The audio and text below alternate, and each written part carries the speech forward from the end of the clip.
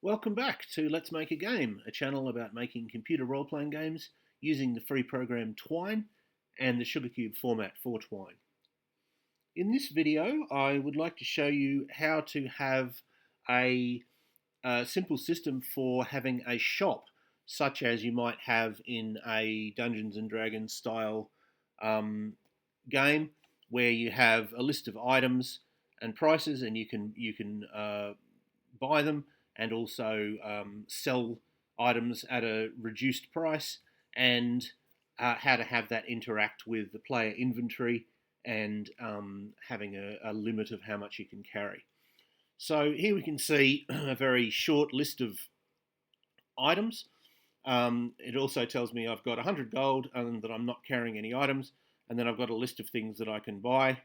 And if I choose to buy, let's say, a sword for 30 gold pieces, we see that my gold should go down. There it is. Yep, my gold goes down by 30, and I'm now selling the sword, and I've now got the option to sell it for about half its purchase price. So if this was part of a full game and I'd gotten some items as treasure, then I could come in here and sell them in the shop, and then sort of perhaps buy better equipment. There's also a limit to how much I can carry. So if I keep buying small items, so I'll buy these slings and things. I've got gold still, but now because I'm carrying 6 items and that's the limit, it doesn't give me the list of things I can buy because I'm sort of fully loaded. And if I want to have more items, I'll need to get rid of something that I already have. So if I click on that, now I've only got 5 items, and the option to buy things comes up again. So that's what it does. And now let's talk about how the code works to make that happen. So we only have 4 pages. One which sets up the variables, one which is the main screen where most of the choices happen and the display of what's happening, and then we need some brief pages specifically for buying and selling. So let's go through those one by one. So sorry, there we go. All right, so I'll zoom in a little bit so it's easier to see. All right, so we have the variable G. I've decided is the player's, obviously standing for gold, is the player's money. I have I, which is a 2-dimensional array, which gives, for each of the items, it gives some text, which is the name of the item, the buying price, and then the selling price. Usually the selling price is about half. Well, actually, that's not true. It's lower than the buying price anyway. Obviously, if you have a selling price which is higher than the buying price, then you create an error because the player can buy something and sell it back, and buy it and sell it back, and buy it and sell it back, and sort of make money. So obviously, the selling price has to be lower than the buying price. Then we have M, which is the maximum number of items that the player can carry. P, which is the actual inventory. I've got a little note here which is a little bit complicated. I'll explain what it means. A player's inventory. If $P $Z is equal to $Y, then that actually should be Y rather than $Y. If PZ equals Y, the Zth item in the player's inventory is $I, $Y, $0. So I'll give you an example of that. Let's say P1 was 4. That would indicate that the first item slot, the first sort of slot of the inventory, was taken up by item 4, which is a sword. That's all that means. That's just a sort of more formal statement of the relationship between P and I. It's basically saying that it uses the numbering system is the same as in the I array. Now, this code is just a bit of it's a bit of text. You'll remember that the sections had these horizontal lines dividing them. This is just some code that makes the horizontal line happen. Because that's in a couple of different places, it was easier, rather than write out all this code each time, I just had it as $H, and then I can just put print $H at the relevant point. This is just code for a HTML table, because the main page is largely an HTML table.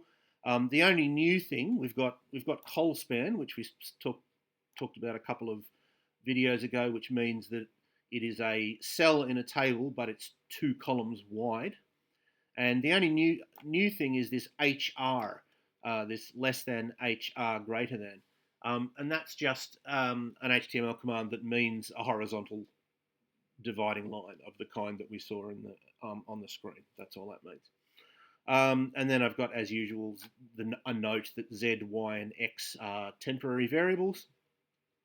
And we have a for loop which sets up the slots of PZ to be equal to 0, and it goes from 1 to $M. In other words, the max from between 1 and the maximum number of items in the player's inventory, and it just sets the value of each one of those to 0. And having done all that, we then move on to shop. So, as I say, shop is mostly a HTML table, and HTML tables sort of use a lot of code, or they use a lot of lines, so it looks quite complicated, but most of that is just the layout of the table. There's not that much code in there. There's not as much code in there as it sort of looks like, I guess. So let's go through it. So we set y equal to 0, and that is the number of items that the player is carrying, and that is relevant for two separate reasons. One, because if the player is carrying as many items as they can, if they're maxed out, then we need to not display the items for sale, because they can't buy anything more until they get rid of some of the stuff that they've already got. And if the player is not carrying any items, we need to have a message that says you're not carrying any items. So we start the table up here. We have a line, a row, which is 2 columns wide. Most of the table is going to have 3 columns.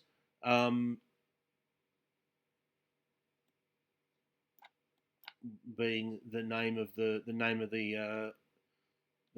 item, the price of the item, and then a button to buy it. That's the maximum number of columns that we need. Okay, so you have $G gold. Well, that's straightforward. It just tells you how much gold you have. Then I print that dividing line code. That's $H. Now we have a loop which is going to be printing that, and that goes from here down to here. So all of this code here, which is printing the inventory.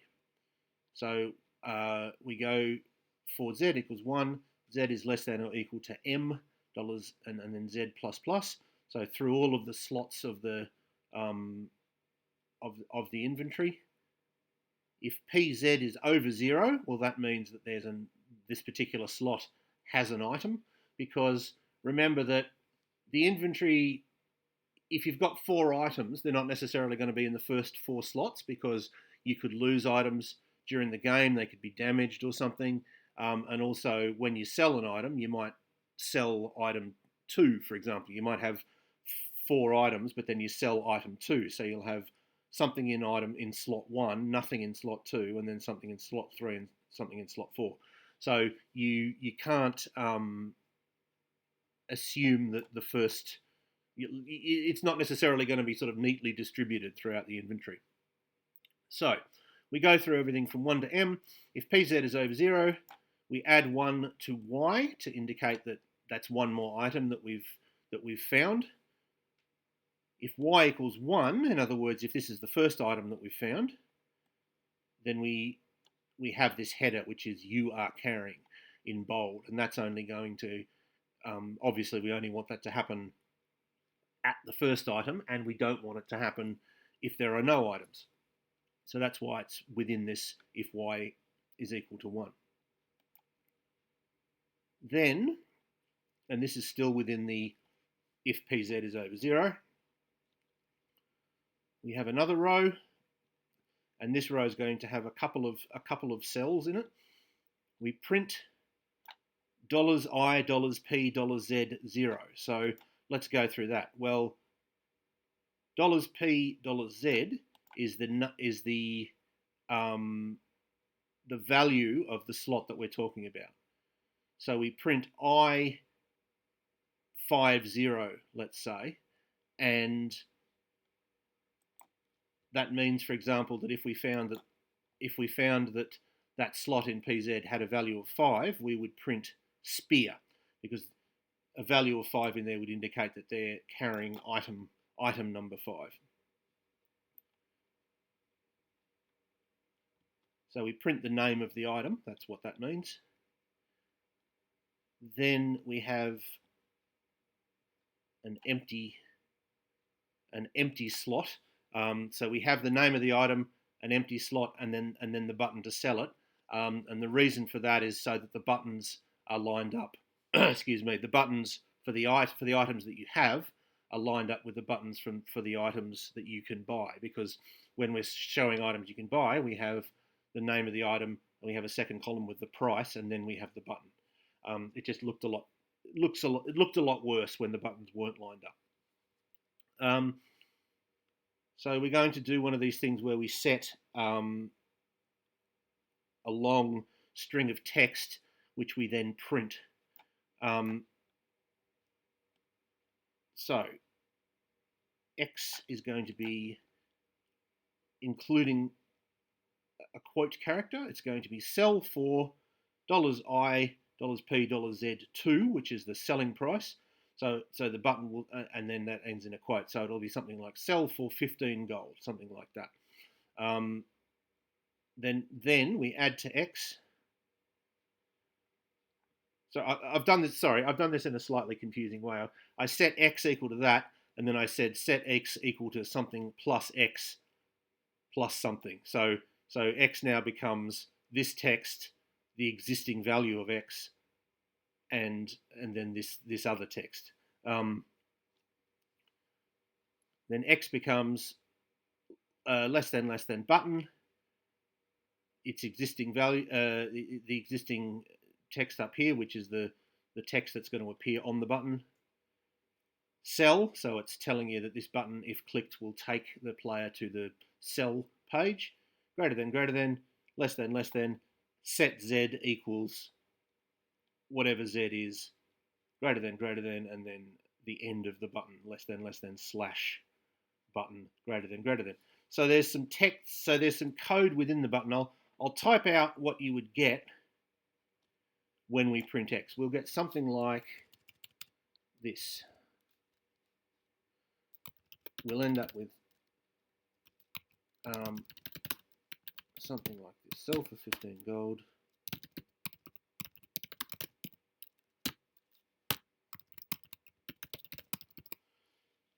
So that's what will be printed, something along these lines. So it'll be a button.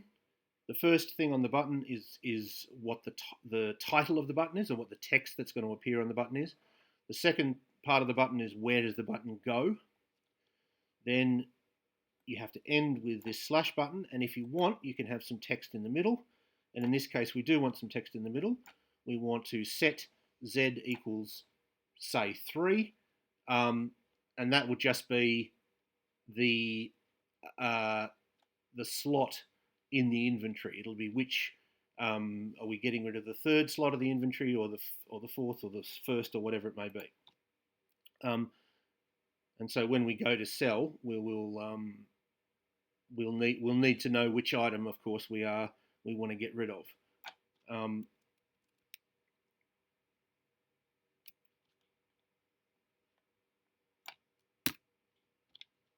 So that's a button that directs us to sell, and then of course at sell we'll gain some gold and we'll lose that item. And we do that for every slot in the inventory. Now, if we've gone through all of the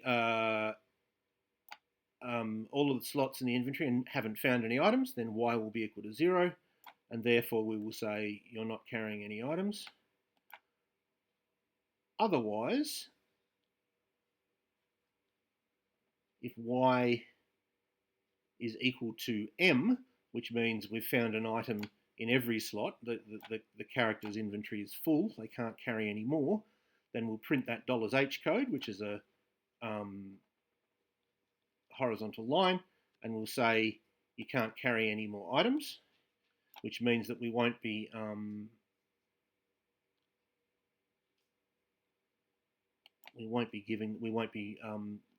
executing this code down here. The code down here is the items that are for sale, and that is within an if, which is if Y is less than M. In other words, if the player has at least one open slot in their inventory. It will display, if the player has no money, it'll display all the items and their prices, but you just won't have the button to buy any of them. You can see the items and you'll know what they cost, but you won't have the ability to buy them. So the only test is if $Y is less than $M. If $Y is less than $M, then we print H again, that horizontal line. We have a heading, which is items for sale, and then we have a loop, a for loop, and the loop goes to $I.length minus 1. So we haven't done this .length minus 1 for a while, so I'll reiterate what it is. It is the number of slots, the number of slots in this array no, it's more specific than that. It's the highest slot in the array plus 1, because computers generally count from 0. They generally treat 0 as being the first sort of the first number when they're counting, unless they're told otherwise.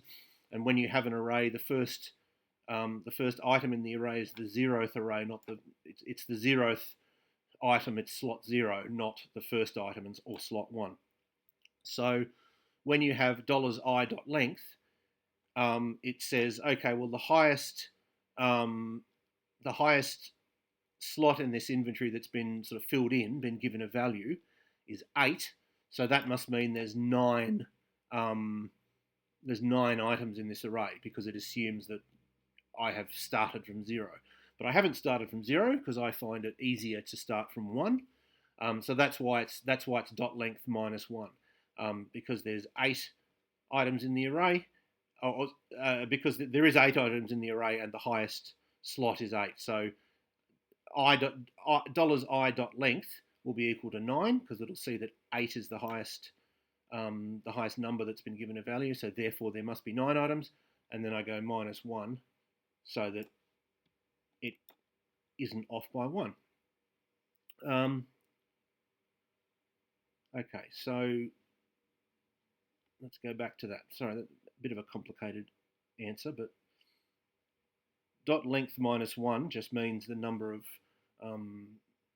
or the value of the highest slot that's been filled in. So for each of these items between 1 and... So in other words, this just means go through every item that's in $i. And print the name of the item in one cell, and print the price of the item plus GP plus the text space GP, meaning gold pieces. And then if $y is less than $m, in other words, if the player has an inventory slot open, and that is actually unnecessary text, because I've just noticed that this whole code only triggered if y is less than m. So this all doesn't need to be in here. So I'm sorry about that. Okay. So if G, which is your gold, is over or equal to the price of the item, in other words, you can afford it, then we have another one of these cases where we're going to set a long string and then print it, and it will print something like this.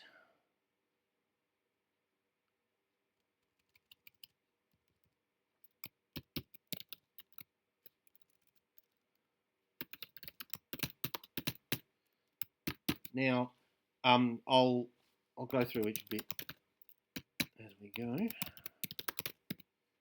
You'll end up with something like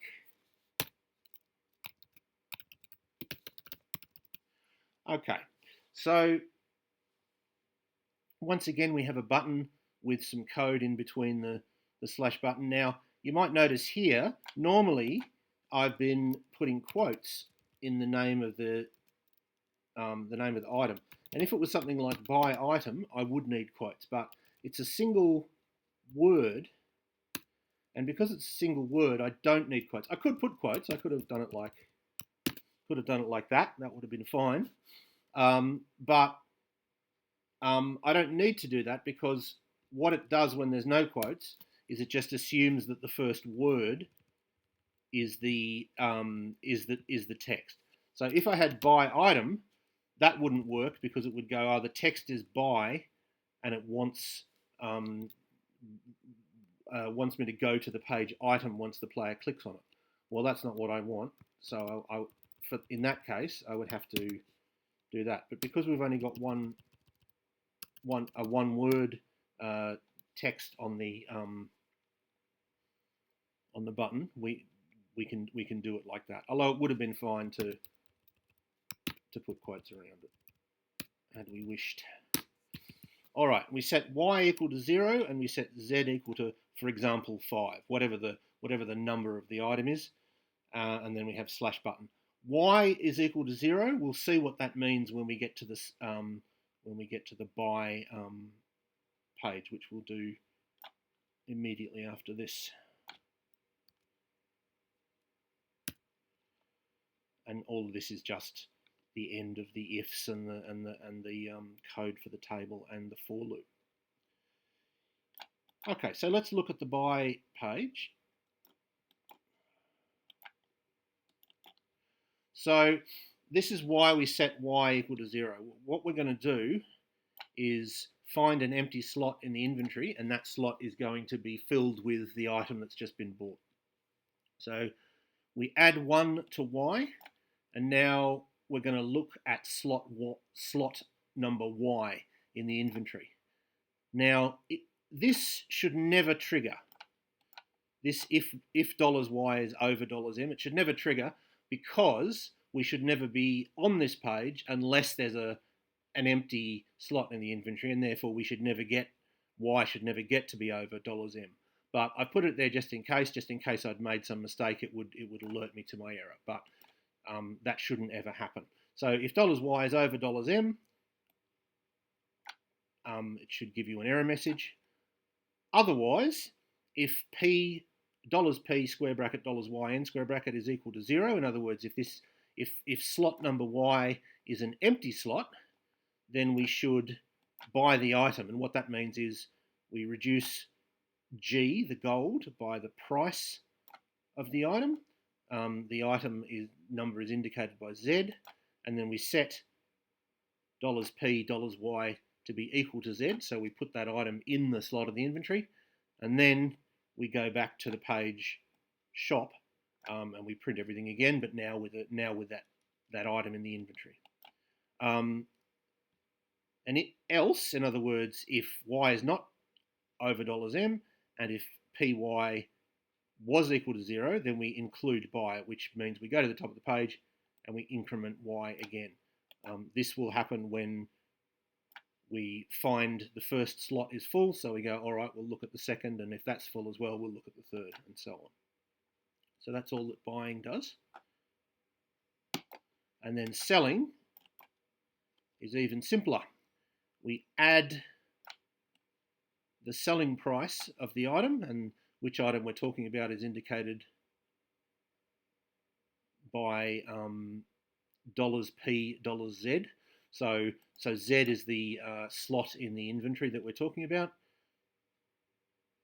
We look at $P, $Z, and we get that number. Then we look in I, and we look in the slot in I, which is that number, and then 2, because that 0 is the name of the item, 1 is the buying price, 2 is the selling price for each item.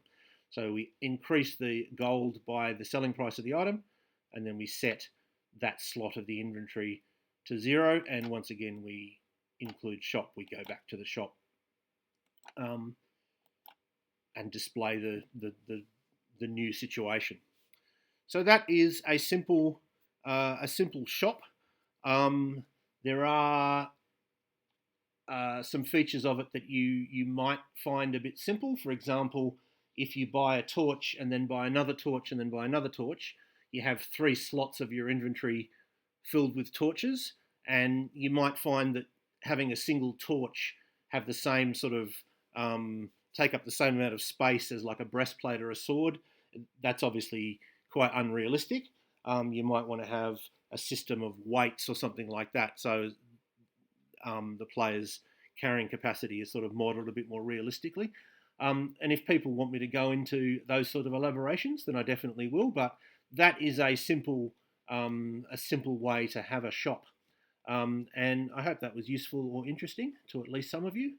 And I hope you will tune in next time.